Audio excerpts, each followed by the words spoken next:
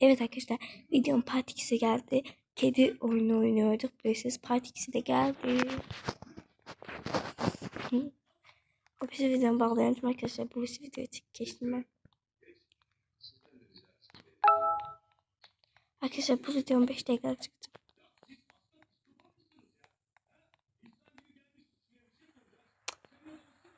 Ne oldu?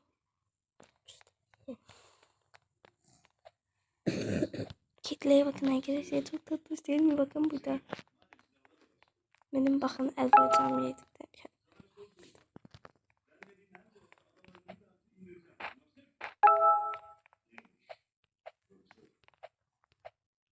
Anne ya.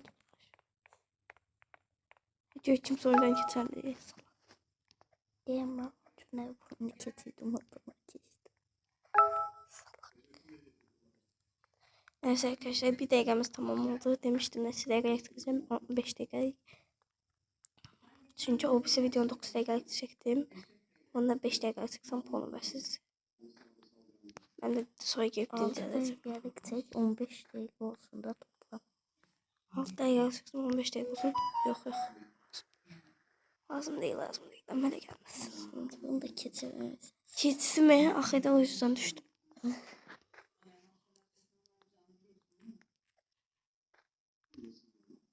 Atlamak istiyorum, atlanamıyorum. Ortadan atla. Kulaklarını Neyse testleri tutuyoruz işte.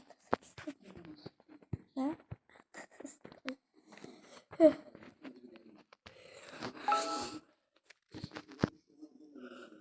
2 dakikalık videomuz oldu işte arkadaşlar.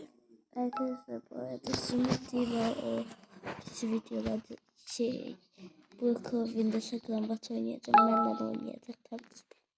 Evet arkadaşlar. Tabii ki efendim. Arkadaşlar kedileri çok sinirliyim. Neyse. Ay Allah, evimin dekoru vardı. Buradan şey. Otağımızı. Değil mi Zehra? Ay çok şey yiyorlardı. Her gün orada oturuyordum. Oturmadım. Tutmazdım şöyle.